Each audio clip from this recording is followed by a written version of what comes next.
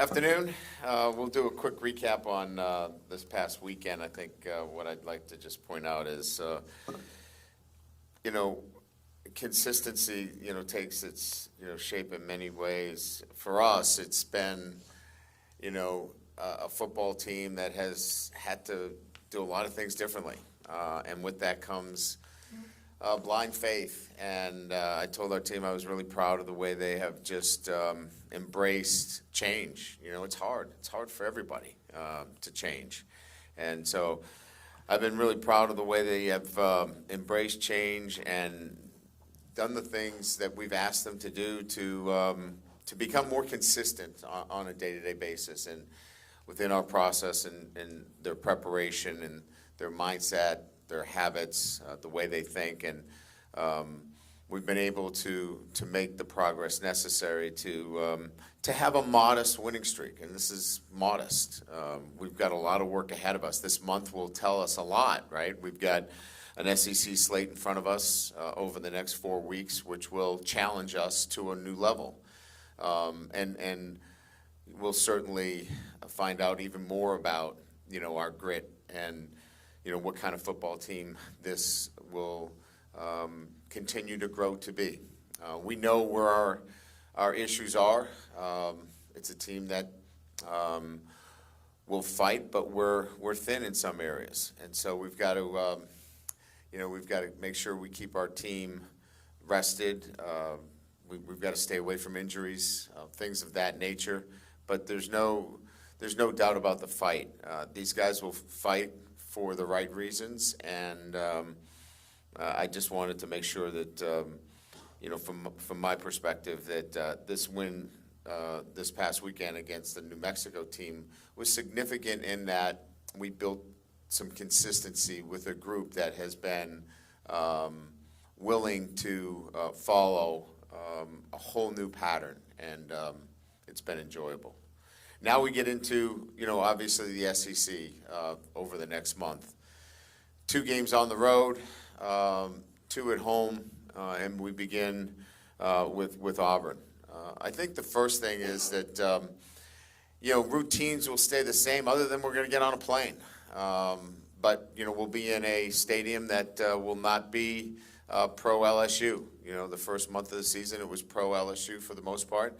So now the enemy is distractions, and so we'll have to do a great job of not being distracted, to be focused on making sure that our guys are locked in on what's important, and we'll work on that skill this week, as well as the preparation that we've had all year. Auburn has some talented football players. Offensively, both backs are outstanding. Bigsby obviously is a 3-year starter, over 2,000 career rushing yards, 19 touchdowns. I think that's kind of, for us, when we're watching film, the running backs are outstanding players.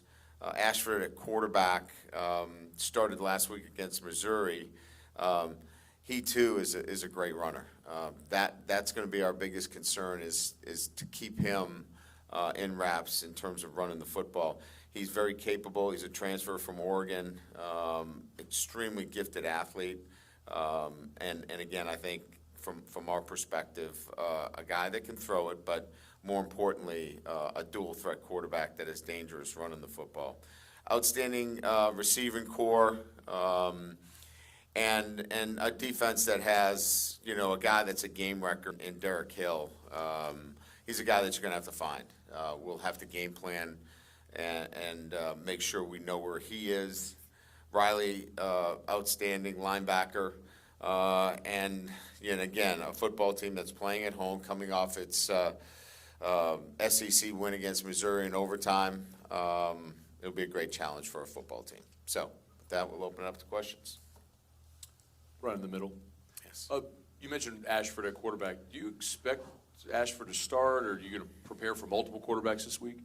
I think you always have to keep an eye on, whether Finley plays as well. Certainly, he gives you, the throwing end of things. So we'll have to prepare for both. We don't have any firsthand information that one's playing over the other, but we'll be prepared for either one. Brian, down here at the bottom, just any injury updates? I mean, Jaden, is he still feeling okay? And then Armani and Jay Ward as well. Yeah, Jaden, no residual effect from Saturday. He'll be able to practice. Let's see, Jay Ward feeling really good. I think he's a go for Tuesday. We'll probably limit his workload on Tuesday, but he should be able to go. Amani, it'll be a day-to-day situation with him. Just right in the middle, Coach. Just wondering what prompted your opening remarks there. Were you pleasantly surprised by kind of their focus, I guess, for lack of a better word, and your ability to kind of coalesce everything? Well, I think it was important to point out that, you know, in anything that you do, right, when there's change, it requires a commitment. And even though this is a modest winning streak of 3 games, it should be noted that these guys are doing everything possible to make sure that LSU football regains its place. And they're working really hard at it. But there's still a lot of work ahead of us. So I just wanted to make sure that it was duly noted that there's going to be some tough days ahead of us, you know, and we're going to have to grind through it. But they are giving us all that they have. Brian, I mean, just considering, you know, you're switching guys, Jay Ward and Greg Brooks, and you've had guys out with injuries. Now Joe's back this week. I mean, what has the challenge been, or maybe not at all, of just kind of the constant movement in that back end?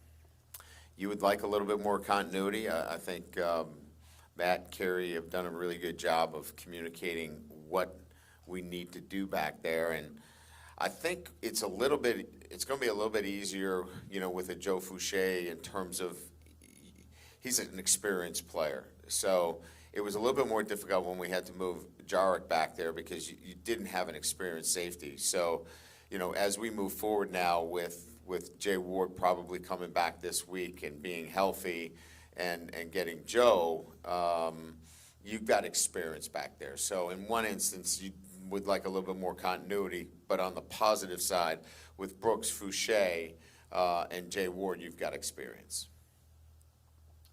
Hey, Coach, here in the middle, the hurricane appears to be heading towards Florida and hopefully not in the path of your game, but is it something you're going to have to monitor, your officials obviously watching throughout the week? Yeah, no doubt, Jack. We've talked about a game plan in terms of what it might look like.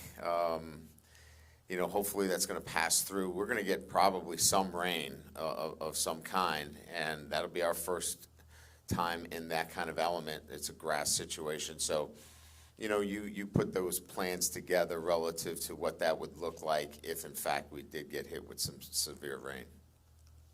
Yeah, Brian, right here.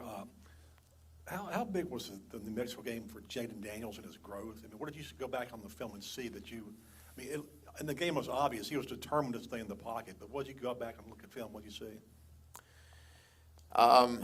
There are a couple things. Decisiveness is starting to be part of the vocabulary instead of being hesitant, and that comes with knowledge of the offense. I think the other thing is that he has become a lot quicker in his setup.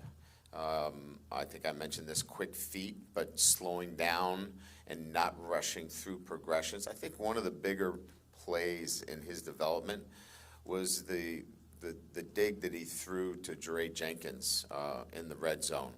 That was his 4th receiver through a progression. Those are the kind of things you're looking for in terms of development of a quarterback, and we're starting to see that, as well as you know, the screen to Malik Neighbors, how quickly that ball comes out. So I think a little bit of everything was coming together, and the word I would use is just he's becoming more comfortable and more decisive. Brian in the middle. Not to harp on the open again, but you seem pleased. Is this team better through 4 games than you thought they'd be, or are you pleased with the progress over a month? I guess the setup was we're going to find out now. This first month was kind of like let's put this together, you know, and the preface was, these guys have worked really hard to do exactly what we've asked them to do. They've put themselves in a position. They have, followed a process, and they've been consistent with it. Now we're going to have to apply it to the SEC, and that is a step up. So the next month, there's going to be some good days and there's going to be some bad days, and they cannot, try to do things differently. When it's like anything else, the old, Mike Tyson line, everybody's got a plan until they get hit in the mouth, right? I mean, we're going to have to stick with our plan and stick with our process every single day, and because we're going to get hit in the mouth, and we're going to have to trust it and keep going. And I guess that was the preface that I was trying to make. Coach, going back to what you were saying about weather, just how do you manage a game where the playing conditions can be affected by something like that? And especially, with a team where you do like to pass the ball up. I've been in two remnants of hurricanes, one at North Carolina State, which was abysmal, and I think the other one was at Clemson, and they affect the game conditions, and so you have to plan accordingly in terms of your passing game, running game. Kicking game is affected dramatically, field position, tactically, how you call a game. You just have to wrap your head around it, prior to and prepare for it. And then, quite frankly, you have to react accordingly during the game. I'm not making too much of it. I'm not going to put it too much on our players. Our players just need to play. And as coaches, we'll adapt accordingly during the game. All right, Coach. How would you grade Jack Besch's performance as a punt returner on Saturday? Fearless. We'll work on a couple of things where fearless shouldn't be always the number one criteria of returning punts. We want some decision-making in that as well. But that's how Jack plays, right? I mean, he's at his best when he's not worried about any factors other than competing and getting the ball in his hands. And it's fun to watch, right? I mean, that's just the kind of player he is.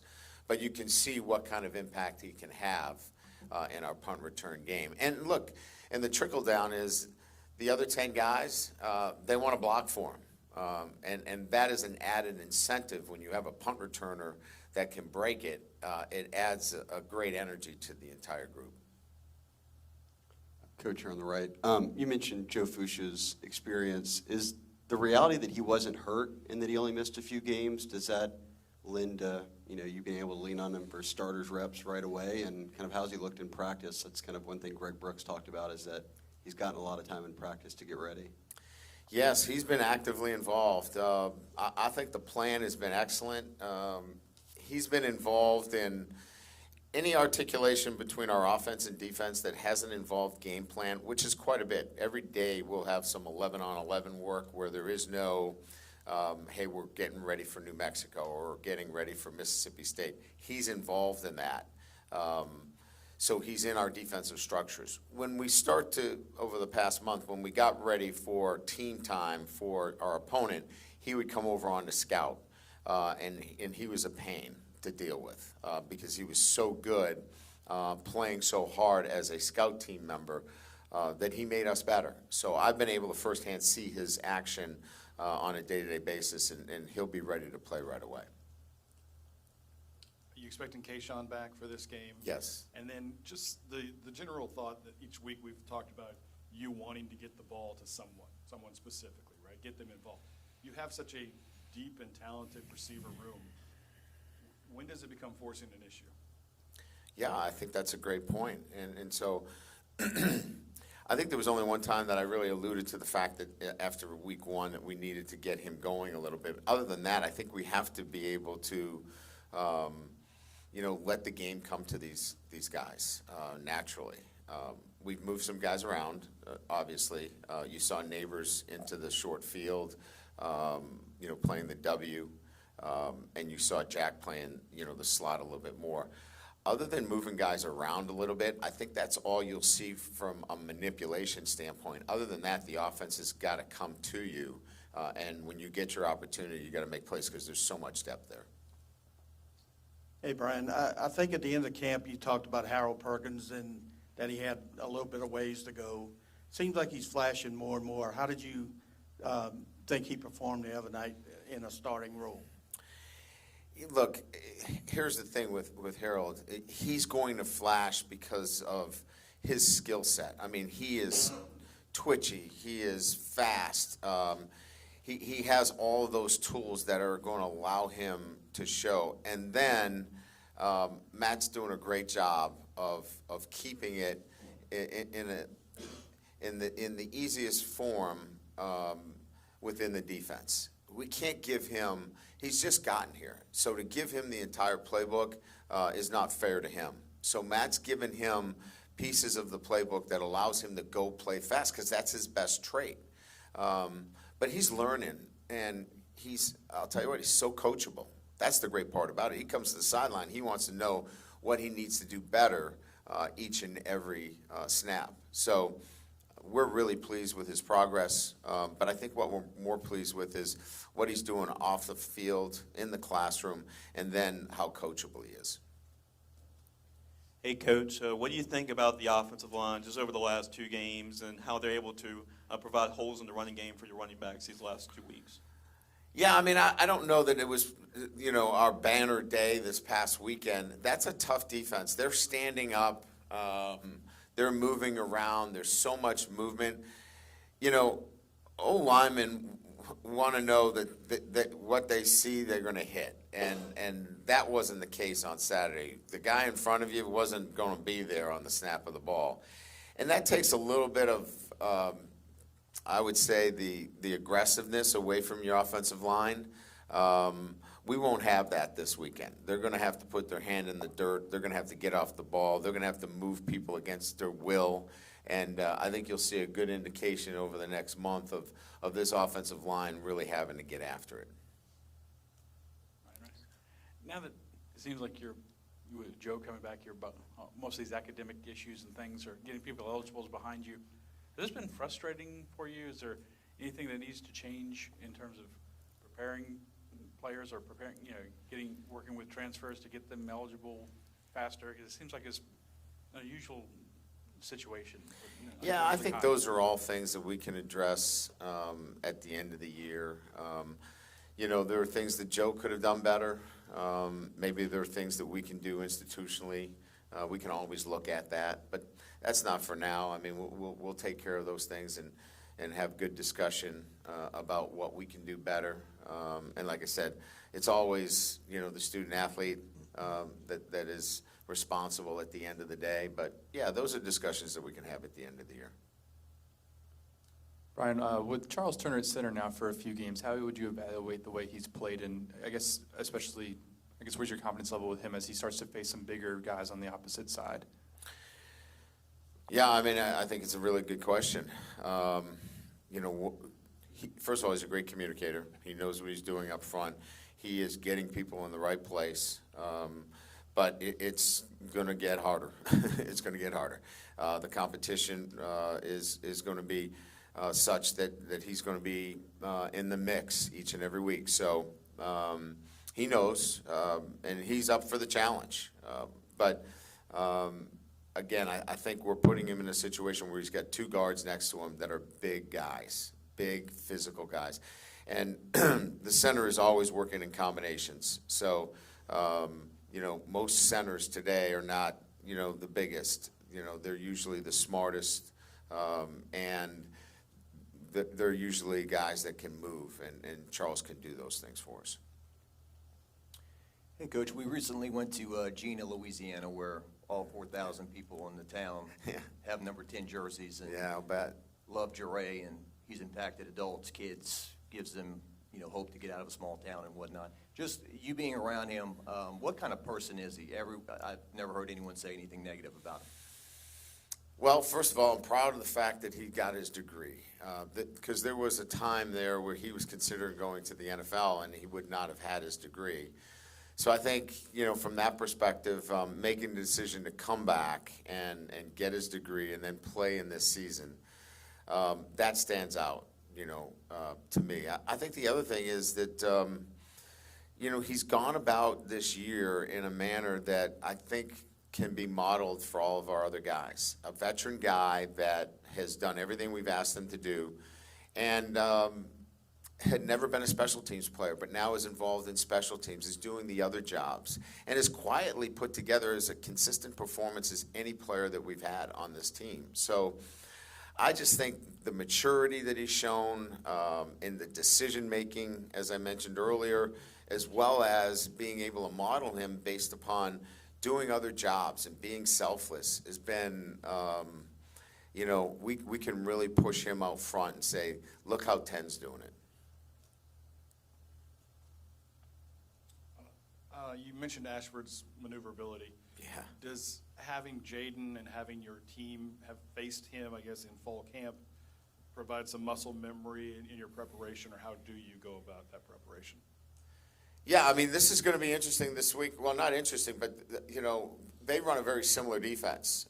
So we'll go against each other quite a bit this week. And like last week, we didn't go against each other very much because the defenses don't match and the offenses certainly didn't match. This week, we'll go ones versus ones quite a bit this week because there's so much carryover, and we'll be able to keep the speed up with a Jaden going against our defense or their defensive structure with, having, B.J. Ojolari at Jack like their Jack. So there'll be a lot of carryover where we're able to go against each other and really assimilate that game speed from both sides. Two more. In the middle, Coach. Yes, sir. At Notre Dame, you obviously played in road venues all over the country. Yes. A couple of years ago, you played at Georgia. Mm-hmm. Have you been in other SEC venues, and just what were your impressions of being a visitor in an SEC venue? Yeah, the Georgia atmosphere was terrific. It didn't finish the way I wanted it to. When I was at Central Michigan, I played at Kentucky. And I don't know that Kentucky's program was at where it is with Coach Stoops today. But when you're at Central Michigan and you play in an SEC environment, it's all big, at that point. So those are I believe, the SEC venues that I've been in. But, like I said, I've played in so many different venues that capture your attention. Just excited about the challenge of playing at Jordan-Hare. Coach, how would you evaluate, going into next week? Is Damien Ramos still you have full confidence in him to be your kicker? I have full confidence that he will be our field goal extra point kicker. You saw that we went and made a change on kickoffs, and that might be the case. I haven't made that decision yet. I'll talk to Brian as the week goes on, because that obviously impacts a red shirt situation. So we'll see how that plays out during the week, but I have the utmost confidence in his ability. There's some technical things that he has to clean up. He gets a little bit too fast to the ball on his kickoffs, gets his shoulders over himself, and, those are technical things that we can clean up. But he's got a great mindset for his PATs and field goals, so I have 100% confidence in him. All right? Thank you. Appreciate it.